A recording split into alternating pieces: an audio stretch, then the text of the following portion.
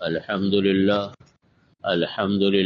نحمده ونستعينه ونستغفره ونعوذ بالله من شرور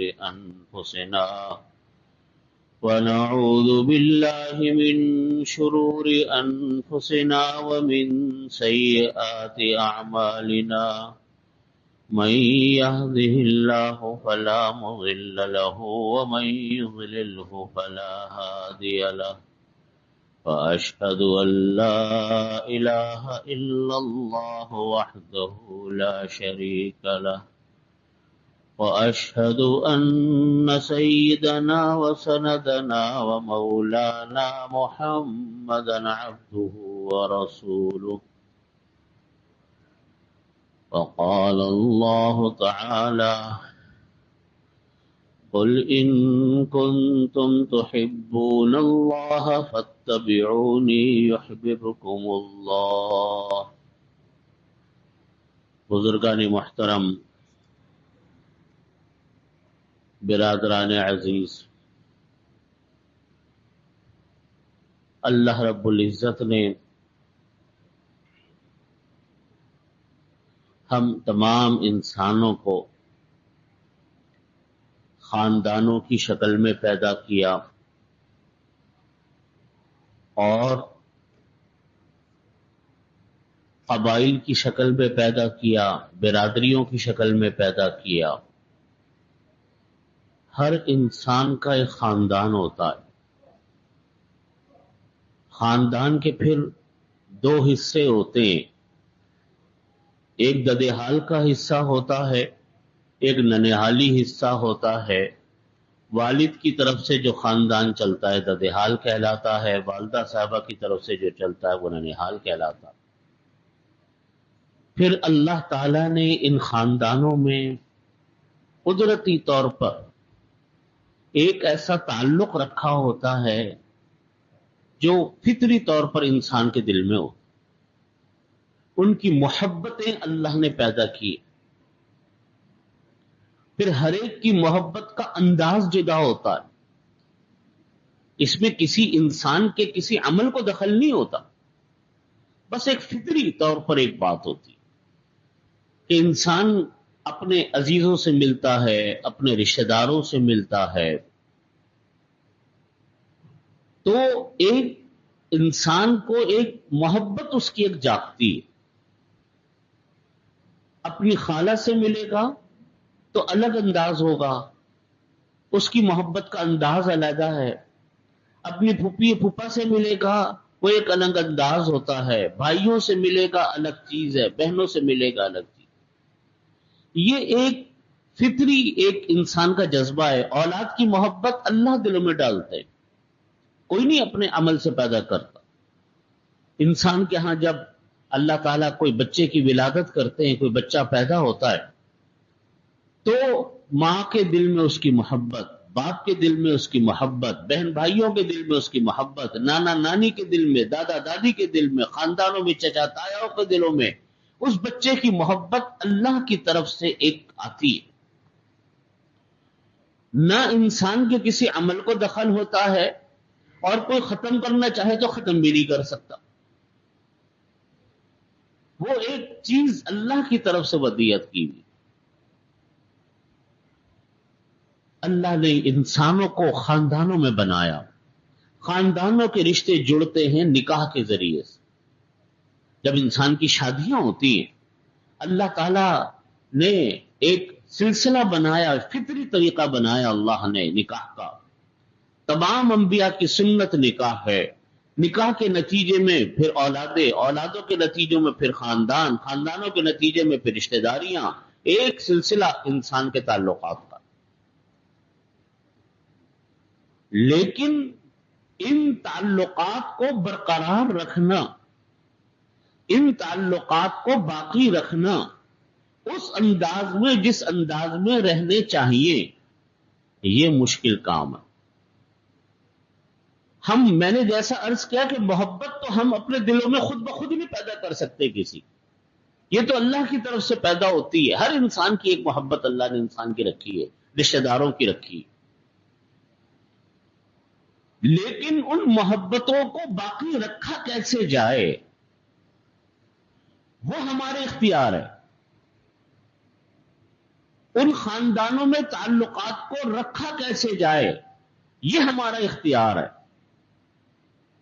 ہم اگر ان طریقوں کو اپنائیں گے تو گھروں میں محبتیں ہوں گی، ہم ان طریقوں کو اپنائیں گے تو خاندانوں میں محبتیں ہوں گی، ہم ان طریقوں کو چھوڑ دیں گے، ان انداز کو چھوڑ دیں گے، محبتیں بھی آہستہ آہستہ رہیں گی تو صحیح، لیکن ان کے اندر وہ دم نہیں رہے گا جو محبتوں کا ہوتا، وہ رنگ بھی نہیں رہے گا جو محبتوں کا ہوتا. جیسے پودا ہوتا ہے نا، پودا ہم تو بیج لگاتے ہیں، بہت سارے پودے خود رو پیدا ہوتے. یہ اللہ نے، انسان کا کیا کمال ہے کہ کوئی پودا اگ جائے؟ اللہ کے حکم کے بغیر پیدا اگ سکتا ہے؟ لیکن جب وہ پودا بن گیا، اب پانی ڈالنا تو ہمارے بس میں ہے نا، اس کے اندر کھاد ڈالنا تو ہمارے بس میں ہے، لیکن ہم ان پودوں میں اگر پانی نہیں ڈالیں گے، ان پودوں میں کھاد نہیں ڈالیں گے، ان کا ہم خیال نہیں رکھیں گے، پودے جل جائیں گے. پیدا اللہ نے کیا، اب اس کو کچھ کام ہمیں بھی تو کرنا ہے نا. وہ کام ہمیں یہ کرنا ہے کہ ان کا خیال رکھو، وہ ان کا خیال ہم نے رکھا نہیں، نتیجہ یہ کہ پودے جل جل کے ختم ہو گئے. کسان کھیتیاں لگاتا ہے، اس کے اندر بیج ڈال دیتا ہے، بیج ڈالنا اس کے بس میں ہے، آگے کوئی چیز اس کے بس میں نہیں. بیج بھی اللہ نے پیدا کر کے دے دیا، کون سا بیج انسان نے بنا لیا اپنے پاس؟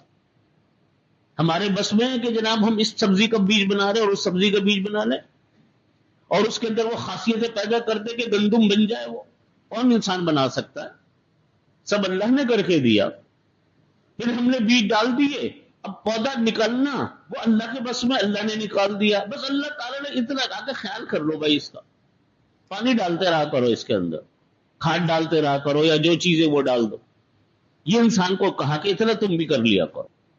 ایک انسان نے وہ بھی نہیں کیا تو پودے جل جائیں گے، کھیت جل جائے گا، ختم ہو جائے گا. بالکل اسی طرح اللہ نے انسانی معاشرہ بنایا. یہ انسانی معاشرہ اللہ نے بنایا ہمارے آپ کے کسی عمل کے بغیر بنایا. عمل سے مراد ہے کہ اختیار کے بغیر بنایا. حکم ہے نکاح کرو، نکاح کیا. اولاد کی پیدائش، انسان کی پیدائش، ہم اور آپ جتنے انسان دنیا میں موجود ہیں، اللہ نے ان تمام انسانوں کو، تمام مخلوقات کو ایک مرد عورت کے ملاپ سے پیدا فرمایا. یا ایھا الناس اتقوا ربکم الذی خلقکم من نفس واحدہ وخلق منها زوجها وبث منہما رجالا کثیرا ونساء واتقوا اللہ الذی تساءلون به والارحام ان اللہ کان علیکم رقیبا. یہ وہ آیت ہے جو کلام پاک کے اندر ہم کی آیات ہیں، نکاح کے وقت پڑھتے ہیں. یا ایھا الناس اتقوا ربکم، اے لوگو اتقوا ربکم، تم لوگ ڈرو اپنے رب سے، تقوی اختیار کرو اپنے رب سے. الذی خلقکم من نفس واحدہ، جس نے تم کو پیدا کیا ایک جان سے. وخلق منها زوجها، اور پھر اس سے اللہ تعالیٰ نے اس کی بیوی کو بھی پیدا کیا. آدم علیہ السلام کو پیدا کیا، ان کی پسلی سے اللہ تعالیٰ نے پھر حضرت حوا کو پیدا کیا. حضرت حوا آنے کے بعد، حضرت آدم علیہ السلام کے آنے کے بعد انسانی نسل بڑھنی شروع ہو گئی. وخلق منها زوجها وبث منهما، اور پھر اللہ نے پھیلا دیا ان دونوں سے رجالا کثیرا ونساء، مرد و عورتوں کو پوری دنیا میں اللہ نے پھیلا دیا. بس فیہما رجالا کثیرا ونساء واتقوا اللہ، ڈرو اللہ سے، الذی تساءلون به والارحام ان اللہ کان علیکم رقیبا. کہ دیکھو اللہ تعالیٰ نے انسانوں کو بنایا، مرد عورت کو بنایا، اس سے انسانی نسل چلائی. یہی سلسلہ اللہ نے جانوروں میں، یہی سلسلہ اللہ نے پرندوں میں، یہی سلسلہ اللہ نے مچھلیوں میں، سمندری مخلوقات میں رکھا. حکم ہے کہ اب ان پیدا تو اللہ نے کر دیا، خاندان بھی اللہ نے بنا دیا، اولادیں بھی اللہ نے دے دی، لیکن ان کو باقی رکھنا اب تمہارا کام ہے. ان کا خیال رکھنا تمہارا اور ہمارا کام ہے. ان کو باقی نہیں رکھو گے، ان کے اندر آبیاری نہیں کرو گے، ان کا خیال نہیں رکھو گے، یہ رشتے مرجھا جائیں گے، رشتے ٹوٹ جائیں گے. جیسے پودا مرجھا جاتا ہے۔ وہ طریقہ کیا ہے؟ وہ طریقہ یہ ہے کہ تم ایک دوسرے کے غموں میں شریک ہو، ایک دوسرے کی خوشیوں میں شریک ہو، ایک دوسرے کا خیال کرو، ایک دوسرے کا لحاظ کرو۔ پھر آپ صلی اللہ علیہ وسلم نے اتنی تاکید فرمائی کہ صلہ رحمی کرو۔ صلہ رحمی کیا؟ کس کو کہتے ہیں صلہ رحمی؟ فرمایا کہ جو انسان صلہ رحمی کرتا ہے اللہ تعالیٰ اس کے رزق میں برکت عطا فرماتے، اللہ تعالیٰ ان کے عمروں میں برکت عطا فرماتے، اللہ تعالیٰ اس کے پیسوں میں برکت عطا فرماتے، اللہ تعالیٰ اس کو خوشیاں عطا فرماتے، نسلوں میں اس کے اثرات منتقل ہوتے جو صلہ رحمی کرتا۔ صلہ رحمی کیا ہے؟ اپنے عزیزوں کا، رشتہ داروں کا خیال کرنا، ان کی پریشانیوں میں، ان کی خوشیوں میں شامل ہونا۔ عزیز کی کسی عزیز کی شادی ہے، آپ جا رہے ہو، کوئی اس شہر میں، کوئی اس شہر میں، کوئی ادھر ہے، کوئی ادھر ہے۔ آپ انسان جب کسی شادی میں جاتا ہے تو شادی میں جانا کوئی آسان کام تو نہیں ہے نا، کئی گھنٹے انسان کے لگتے ہیں، آنے جانے میں وقت لگتا ہے، آتے آتے دیر ہوتی ہے، صبح بھی متاثر ہوتی ہے، آگے پیچھے کئی شادیاں ہو جائیں، انسان کے صبح کا سارا شیڈول ختم ہو جاتا۔ لیکن انسان کیوں جاتا ہے؟ بھئی ہمارے بھائیوں کے ہاں شادی ہے، ہماری بہنوں کے ہاں شادیاں، ان کی خوشیاں ہیں، آج ان کی اولادوں کی شادیاں ہو رہی، میرے عزیزوں کی شادیاں ہو رہی۔ یہ عبادت ہے مستقل، یہ مستقل ایک عبادت، اپنے عزیزوں کی خوشیوں میں شامل ہونا۔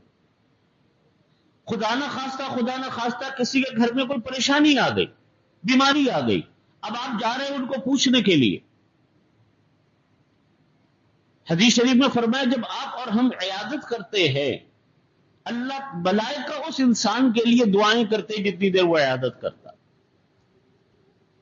وہ جنت کے باغات میں سے ایک باغ میں ہوتا ہے جب انسان کسی کی عیادت کرتا ہے۔ حدیث شریف میں فرمایا جتنی دیر بندہ عیادت کے لیے بیٹھتا ہے مریض کے پاس، وہ ایسا بیٹھا ہوا ہے جیسے جنت کے باغ میں بیٹھا ہوا ہے۔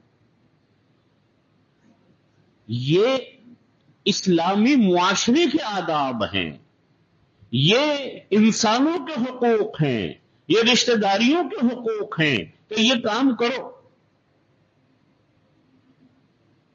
یہ نہیں فرمایا کہ وہ کرے گا تو تم بھی کرو، یہ نہیں کہا کہ وہ تمہارے یہاں نہیں آیا تو تم بھی مت جاؤ، اس نے تمہیں آ کر نہیں پوچھا تو تم بھی مت پوچھو، وہ تمہارے یہاں خدا نہ خواستہ کسی کا انتقال ہو گیا اور تعزیت کے لیے نہیں آیا تو تم نے بھی چھوڑ دیا اس کو، جو ہم لوگ کر رہے ہیں آج کل۔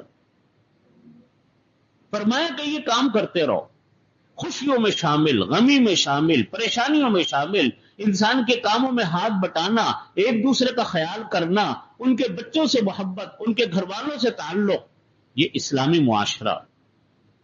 غیبت مت کرو، فرمایا کہ غیبت مت کیا کرو، غیبت سے انسان کا دل خراب ہوتا ہے۔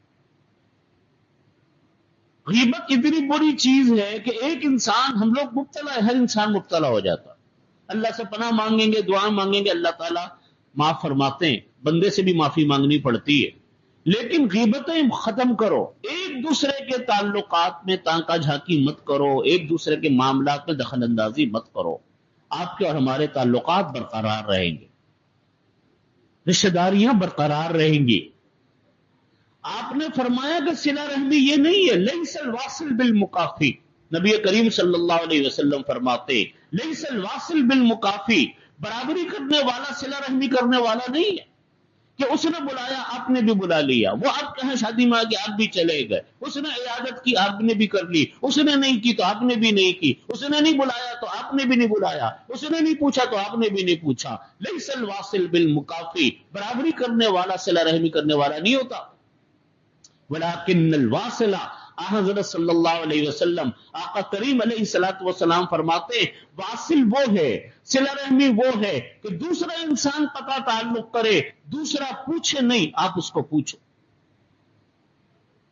اپنا کام پورا کرو۔ حضرت اشرف الحضرت مولانا اشرف علی صاحب تھانوی قدس اللہ سے روح فرماتے ہیں کہ اپنے ذمے کے حقوق ادا کرتے رہو، بس دوسرا تمہارا حقوق ادا نہیں کرتا وہ تم اللہ سے مانگو، آپ اپنا کام کرو۔ یہ ہے طریقے خاندانوں کے برقرار رہنے کے، محبتوں کے برقرار رہنے کے، تعلقات کے برقرار رہنے کے، برادریوں کے برقرار رہنے کے۔ آج اور بچوں کا ایک دوسرے سے تعلق، بچوں کا اپنے خاندانوں میں لے کر جانا، ان کے بچوں کا اپنے خاندانوں میں آنا، ان کا آپس میں اٹھنا بیٹھنا، تاکہ اگلی نسل بھی تعلقات سے واقف ہو۔ آج ہمارے ہاں بڑے ملتیں، بچوں کو پتہ ہی نہیں ہوتا کون آیا کون گیا۔ بچوں کو بچے اپنے کھیل میں لگے ہوئے ہیں، اپنے لیپ ٹاپ پر کمپیوٹر سے کھیل رہے ہیں، بڑے آئے، دوسرے خاندان کے بزرگ آئے، ان خاندان کے بزرگ ملے، وہ بیٹھ کے چلے بھی گئے، بچوں کو پتہ ہی نہیں ہے کہ کون آیا کون گیا۔ نہ بچوں کو رشتہ داریوں کا پتہ، نہ ماں باپ آج کل بچوں کو بتاتے ہیں کہ بیٹا حقوق کیسے ادا کیے جاتے ہیں۔ نتیجہ کیا ہے؟ اگلی نسل کو پتہ ہی کچھ نہیں ہے کہ تعلقات کس کو کہتے ہیں۔ یہ برادریاں، تعلق، خاندانی تعلق، پرانے آباء و اجداد کا تعلق برقرار رکھنا مشکل ترین کام ہے۔ یہ آسان کام نہیں ہوتا، یہ مشکل کام ہوتا ہے۔ بلڈنگیں بن رہی ہے نا، اس کے بنانے میں کتنے انسانوں کی محنت لگی۔ انجینئر چاہیے، آرکیٹیکٹ چاہیے، فلانی چیز کا ماہر چاہیے، لوہے کا انجینئر الگ ہے، پلمبرنگ کا الگ انجینئر ہے، اس کا الگ ہے، الیکٹرک کا الگ ہے۔ ہر انسان کے پاس تعلیم ہے تو کہیں جا کر یہ بلڈنگ کھڑی ہوتی، کروڑوں روپیہ لگتا ہے تو جا کر ایک بلڈنگ کھڑی ہوتی۔ لیکن جب بلڈنگ کے توڑنے کا نمبر آتا ہے تو کسی ماہر آرکیٹیکٹ کی ضرورت ہوتی، کسی انجینئر کی ضرورت ہوتی، کوئی ہمیں کوئی بڑا ماہر وہ آرکیٹیکٹ چاہیے ہوتا؟ ایک دو ان پڑھ مزدور ہتھوڑے لے کر بھیج دو کہ دیکھو بھائی یہ بلڈنگ ہے، اس کو توڑنا ہے، وہ دو آدمی مل کر پوری بلڈنگ کو ڈھا دیں گے، گرا دیں گے۔ کھڑا کرنے کے لیے بلڈنگ کو ایک تعلقات کی ضرورت، ایک بڑے قابلیت کی ضرورت، توڑنے کے لیے کچھ نہیں۔ اسی طرح خاندان کے تعلقات ہوتے ہیں، ان کو برقرار رکھنے میں بڑی محنت لگتی ہے، بڑی کوششیں لگتی ہیں، بڑی قربانیاں دینی پڑتی ہیں، ایثار اور قربانی کرنی پڑتی ہے، تو کہیں جا کر خاندانوں میں تعلقات استوار ہوتے ہیں۔ لیکن کوئی انسان یہ کہہ دے کہ بھائی آج سے میرا آپ کا ملنا جلنا ختم، یہ تو 1 منٹ کی بات ہے، یہ کوئی مشکل کام ہے، یہ تو 1 منٹ کی بات ہے، اچھا بھائی ہم بھی نہیں ملتے، آپ بھی نہیں ملو ہم سے، قصہ ختم۔ یہ کوئی کام ہے؟ یہ تو جاہلوں کا کام ہوتا ہے، ان پڑھ لوگوں کا کام ہوتا ہے۔ ذرا سی بات کے اوپر لڑائی ہو کہ جناب قصے تعلقات ختم کر دیے۔ نبی کریم صلی اللہ علیہ وسلم، حضرت ام المومنین رضی اللہ عنہ فرماتی ہے کہ میرے پاس ایک مرتبہ میری موجودگی میں مدینہ طیبہ میں حضرت صلی اللہ علیہ وسلم حضرت عائشہ رضی اللہ عنہ کے گھر میں تھے، ایک خاتون آئی۔